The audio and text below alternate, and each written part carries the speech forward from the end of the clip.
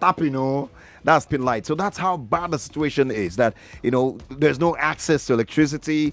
Even those who have access, the lights today go off, go on, blowing things anyhow. We don't even know. And nobody's paying for that, and nobody's even complaining. Who do you complain to? So we say all this complaint will not help. Let's talk about the solutions, all right? And that's why we have this time every Monday, 30 minutes of this amazing time to talk the solutions. We call it Power Solutions. And I'm honored to have the great Dr. Wiebe Boer as my co-host right here. All right, good morning, Collins. Good morning. I always feel awkward coming in, when you and your wife are doing your show, and then I feel like I'm breaking something up, so... No, you don't need to feel that way. All right. You don't need to feel. I think we don't have a problem with having Power Solutions conversation. Okay, good. Because it's a matter that we should bring them to the fore all the time. Yeah. So we have a great special guest today, and in the spirit of the movie Namaste Wahala. Yep. Which came out a week ago. And, Yep. And is crossover between Nollywood, Bollywood, India, Nigeria. We have an Indian guest today. Oh. So we're trying to stay in that spirit. And our guest today, Collins, is a superstar in the global off-grid energy sector. So this is, he's going to be a household name in Nigeria within the next year. So we're going to start it here. So Manoj Sinha is our guest today. He's the CEO and founder of Husks Power Systems, which is an amazing minigrid company in India. But he's joining us from somewhere in the U.S., I think. So it's like 3 a.m. for him. Wow. So he loves Nigeria so much that he said, okay, fine, I'll get up at 3 a.m. and I'll speak to you guys. So Manoj, thank you so much for coming on today. How are you? Thank you, Wiebe, and I'm doing really well. Just for full disclosure, I did watch Namaste Wahala. Oh, you watched it? All right. That's good. I think the director was on your show last week. Yes, right? absolutely. She spoke to us on Friday. Was it on Friday? And it was so much fun. And the movie is doing so well. So maybe next the sequel can be about an Indian company doing a mini grid in Nigerian village. That would make sense. And Manoj could be the star, the next star. I'm telling you. And you'll be the next co-star. Okay, maybe. I mean, he started his Nollywood career. And boom, he's on Netflix. I mean, that's unfair, man. So Manoj, you don't look tired. I don't see coffee, so this is good. But listen, maybe you could kick off by just giving a little bit of your own background, and then we'll jump into Husk and everything else. But just a bit about who you are and why you decided to try and solve the world's energy problems. Great. So I'm Manoj Sinha. I'm the founder and CEO of Husks Power Systems, a company that I started with some of my co-founders in my home state, Bihar in India, 12 years ago. So we had a 12 years old startup. When we started, so I'm giving a little bit of a history of the company. So we started with a concept of decentralized power generation and distribution. And as your host was talking about, India has exactly the same problem. You will see a lot of wires. So we're not the only ones. Wow. Okay, that's great. Okay. I'm very familiar with that problem. I grew up seeing that. Okay. I grew up when we did not have access to electricity. My home state is roughly 110 million people, and 70 million did not have access to electricity when I was growing up. So it was that thing that I grew up with, that I lived day to day, that really motivated me or inspired me, if you will, to start Husks Power Systems. As for myself, I'm a trained electrical engineer, so don't hold that against me. But because I was trained as electrical engineer, I had no option but to solve this problem that we saw day to day in India.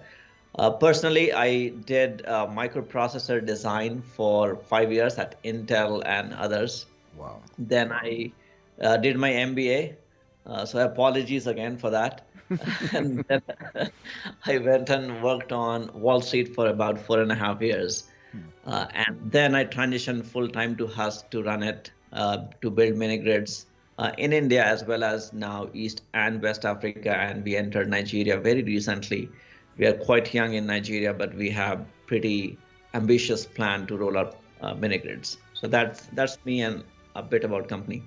I love the last part of that, and I'm very sure that Lagos is looking forward, and Nigeria is looking forward to getting more of you. Now, you hold 7 U.S. patents in the semiconductor industry for circuit design. Wow. Tell us briefly about this. 7, no be 1, no be 2, 7. Wow. 1, 2, 3, 4, 5, 6. I'm even losing my voice to count it. Tell us. Um, Yeah, so again, like I said, I did my master's in electrical engineering and I used to work with Intel. So if you go back in time, almost 15 years ago, we were trying to design something that would be a mobile device that can last the whole flight time if you were to fly from the US to, say, Europe, and you do not have to recharge. So I was one of the key designers of electrical part of the microprocessor. The last one that I designed was Atom, a chip that goes into a millions of mobile devices or laptops. So it was those design that really got me very intrigued, and presumably very creative. So that's what got me 7 patents. It's not that big a deal. I mean, solving microprocessors where I have to increase from 5 hours of recharge time to 8 hours, yes, it's difficult. It is not as difficult as solving electricity access problem. I can tell you that much. All right, but at least we know that the technology behind it will be easy for you. It's the rollout that's probably the tough part, right? So, okay, you told us a bit about the founding of Husk in 2008. And now the company provides affordable electricity to rural people in India and East Africa. So tell us a bit more details about what's unique about Husk, and why your model is particularly special. And I think when listeners hear it, they'll know why it's so suited to the Nigerian economy. Right. So let me set the context again. So going back into 2008 when we started. So like you said, I was in semiconductor industry for my initial part of career. So it was very easy for us to go and find solar PV to use that as a source of energy. But when we started exploring this concept of doing a decentralized power generation, so which is 25 to 50 kilowatt generating unit, small distribution network that doesn't run beyond 2 to 3 kilometers and serves the customers in that region, right? So when we started doing that, we looked at what are the sources of energy that we can use. Solar PV was easy, but it was very, very expensive. Back then, it was $5 per watt, US dollars. Okay. Per watt. Okay. So then we looked at other sources of energy, and in India, it's a heavily rice-producing country, and my home state is among top rice-producing states. So that's when we came across rice husk, which is a waste product of milling rice crop. And that's how we really started using rice. So we discovered, if you will, a biomass gasification process that uses rice husk as an input or a feedstock. You heat it up to a certain temperature, converts to gas, cool it down, and run an engine to generate electricity through an alternator.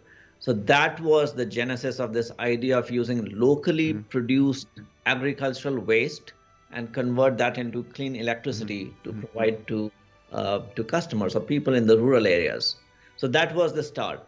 Why is that relevant? It really allows us to lower the cost of electricity generation because the sources or the feedstock is all local and you are able to use it in a productive manner.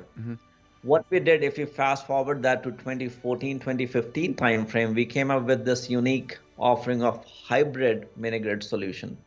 So we combined solar PV in 2008 was $5 US per watt. In 2014-15, it was less than $1 US per watt. Right. So the prices came down. So what we did was we hybridized solar PV for daytime supply. Okay. We still use biomass gasification for evening time, say 5 p.m. to midnight, and then battery as a bank so that we can do 24/7. It is affordable, much cheaper than diesel genset. And thirdly, it allows us to provide 24/7 power no matter what. It is raining or there's no sunshine, it doesn't matter. With this unique combination, we are able to deliver 24/7 at a very high degree of reliability. So I'll pause there. It might be a lot of information to consume. That right there, my friend, I can say is what you call power solutions. And it's 41 minutes. No, I should say it this way. 19 minutes at the top of the hour. You're listening to Power Solutions on Nigeria's number one for talk. Our guest this morning is the CEO and founder of Husks Power Systems, in person of Manoj Sinha. Well, let me just go back to Husks. You have a vision to be the world's largest off-grid utility providing, 24 7 renewable and affordable power, which of course you just mentioned even in your comments, one of the products, and to drive this inclusive and sustainable growth in emerging markets.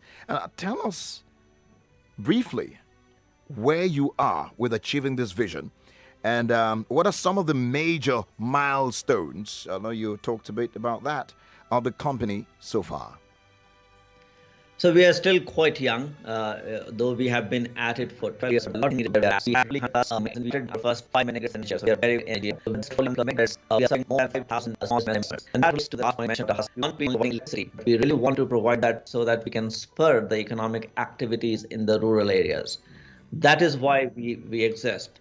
It is not just electrons that we want to provide, which is the basic minimum thing, so that you can turn on your light, you can get basic access to electricity. But what we really do or excel in is spurring the economic activity through productive uses of power, which means you can make your rice, which means you can process your corn, or you can dry your cassava if you wanted to in Nigeria, and things of that nature. That's what really makes us more unique than anybody else.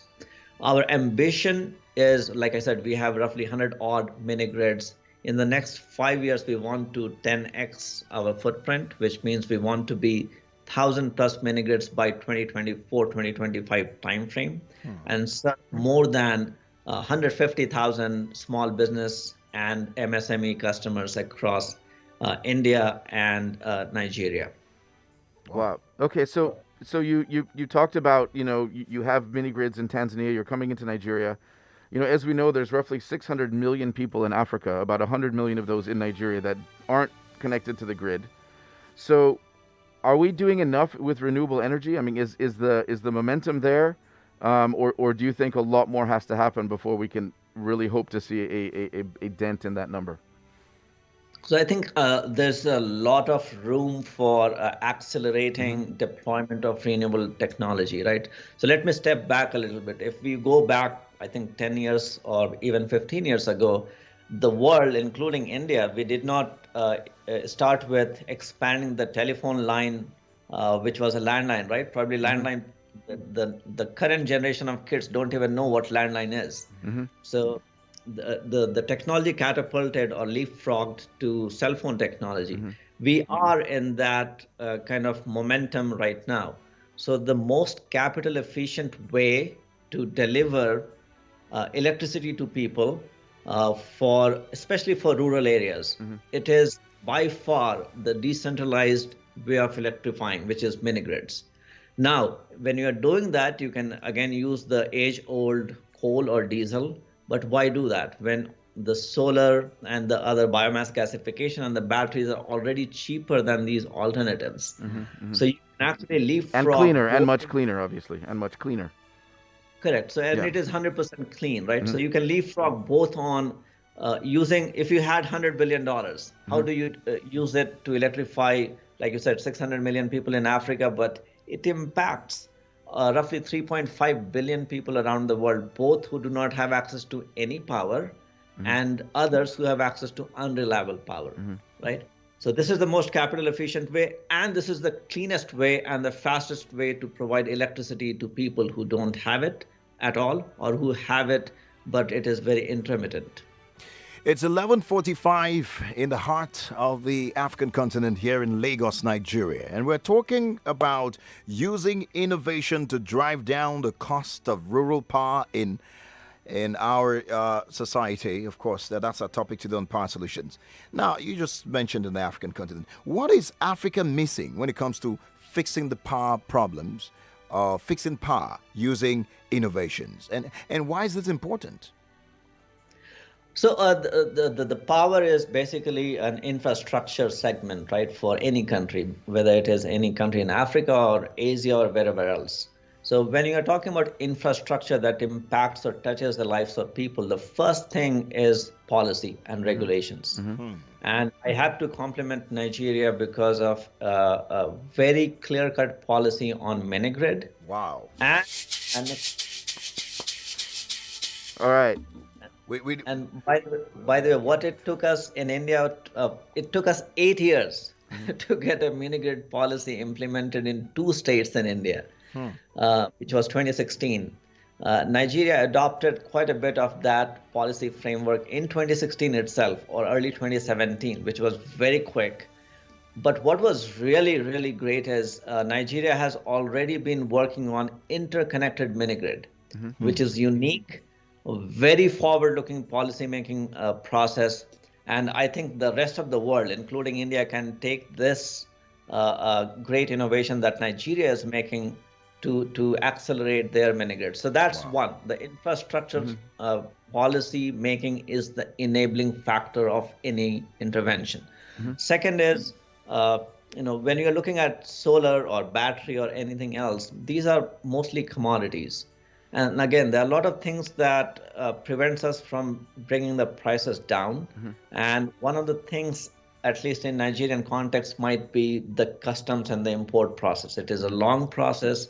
It takes time to bring goods to the site that we are delivering. So that is another hurdle. The last one, which is which can be very quick, is on the software or artificial intelligence based algorithm that can help me manage tens of thousands of these minigrids. I don't have to have 10,000 people to manage these minigrids remotely. So those are the three components that I will say that can really spur the innovation. Yeah. No, but it's really good to hear what you're saying about the regulation in Nigeria, that in that way we're actually ahead. So I think kudos to the Rural Electrification Agency, to NERC, to the Ministry of Power. We often think that you have to look to a country like India as a model to follow, but it looks like in this case Nigeria is a step ahead. So thanks for calling that out. But Manoj, I wanted to dig a little deeper on your rice husk gasification process. Now, obviously here in Lagos, where most of our listeners are, it's an urban area. We don't necessarily grow rice right here, but I mean there is rice processing here. But obviously many listeners in Lagos have connections to their rural areas where there is rice. But in addition to rice, what are the other potential agricultural feedstocks that could be used? And what does a community need to have? Like how much rice production, what kind of systems do they need to have in place to make it a fit for a husk minigrid? Right. So again, in Nigerian context, to be specific, and we are installing our minigrids in Nasarawa region, which is a rice producing area to begin with. So what we really need is, so we are installing between 50 and 100 kilowatt systems, which means we'll be needing roughly 20 to 30 tons of rice husk if we were to use rice husk as a feedstock.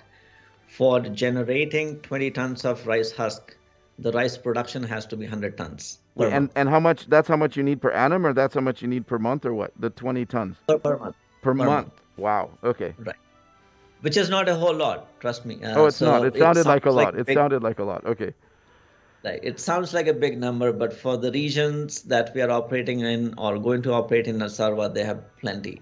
So the feedstock shortage will not be a problem.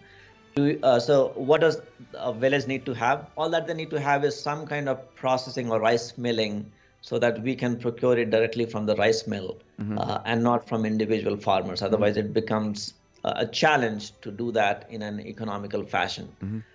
Can we use other feedstock? Absolutely, yes. So that was one of the key discoveries that we made. So we didn't keep our gasification system to be dependent only on rice husk because we knew that we are going to go in other countries.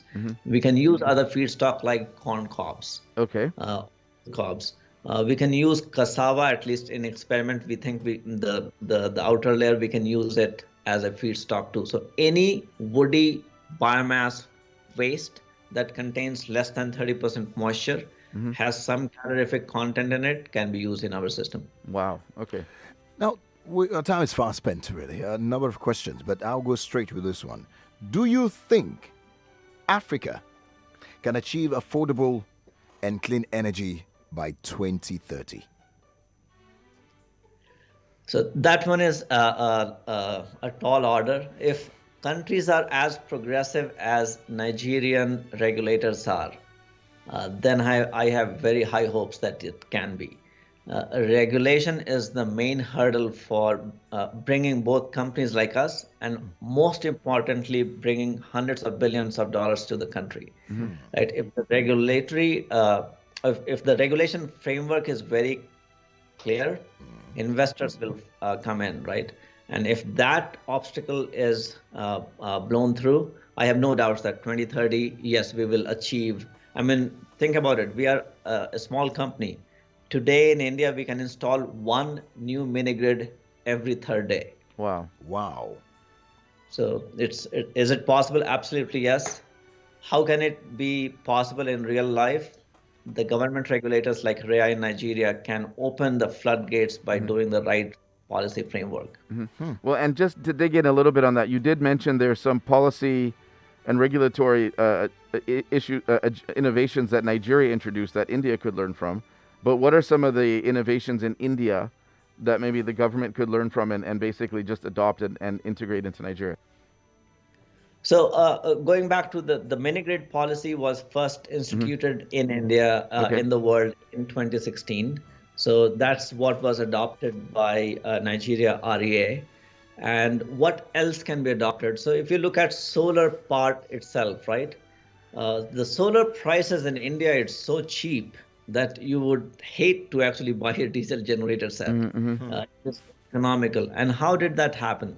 So they really set very ambitious target for India, right? It started with actually 120 gigawatt, and they accelerated that to 400 gigawatts in a decade. Okay. That is super ambitious. Okay. And then underlying policies also changed.